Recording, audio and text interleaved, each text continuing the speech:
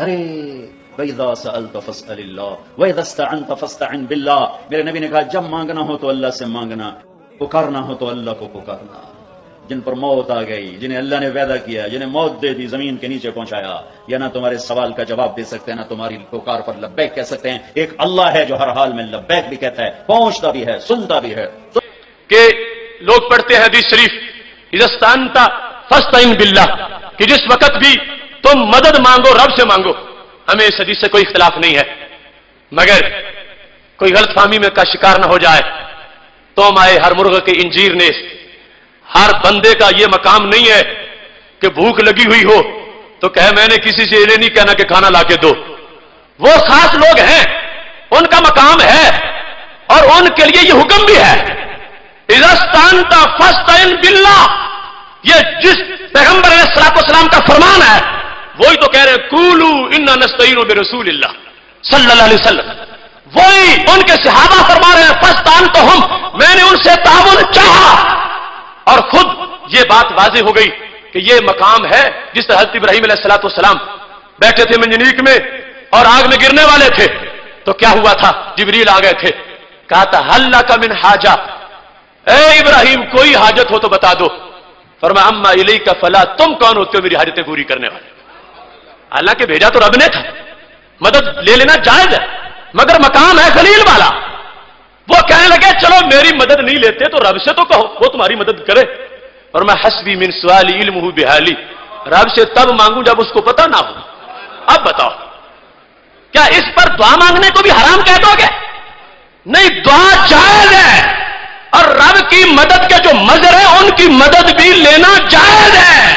اذا استعنت فاستعن باللہ کا مطلب یہ ہے کہ اتنے رب والے بنتے بنتے آگے بن جاؤ کہ جس وقت اتنا اندر حوصلہ ہو، اتنا توکل ہو، اتنا صبر ہو کہ میں نے تسمہ بھی کسی سے نہیں مانگنا چونکہ میں نے رب سے مدد مانگنی ہے.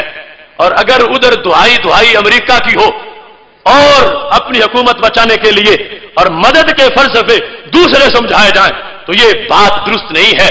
میرے نبی علیہ الصلوۃ والسلام نے واضح کر دیا، حدیث سے یہ مطلب ثابت ہو گیا ایاک نعبد و ایاک نستعین، عبادت اور چیز ہے اور استعانت اور چیز ہے.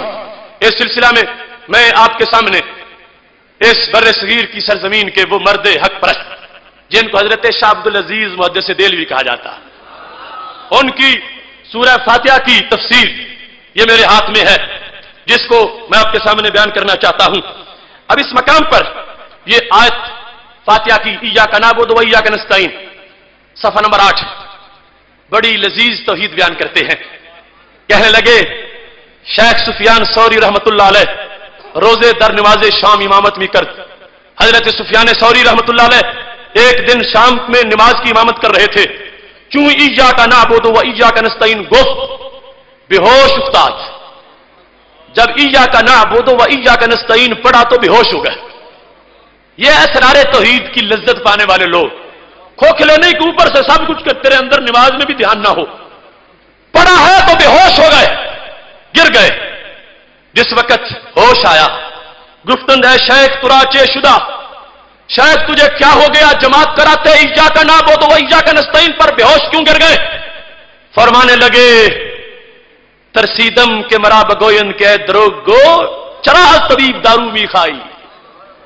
مجھے شرم آئی ہے کہ مجھے فرشتے یہ نہ کہ اے جھوٹے، بیمار ہو جائے تو دوائی تو جا کے طبیب سے لیتا ہے. میں ڈر گیا کہ مجھے جھوٹا نہ کہا جائے کہ شرم کر، تو دوائی تو جا کے لیتا ہے طبیب سے.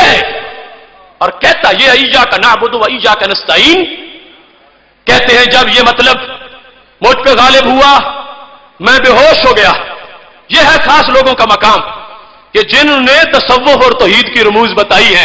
یعنی یہ ہیں جو گزارا کر لیتے ہفتہ ہفتہ بھی کہ رب نے بھیجا تو کھائیں گے ورنہ نہیں کھائیں گے. خشک نہیں، یہ تر عقیدے والے جو باقاعدہ پریکٹیکل بھی کر کے دکھا دیتے ہیں استعنت فاستعن باللہ، یہ مقام پا لیتے ہیں تو وہ ولایت کے مرتبے کے لحاظ ایسے مقام پہ پہنچ جاتے ہیں.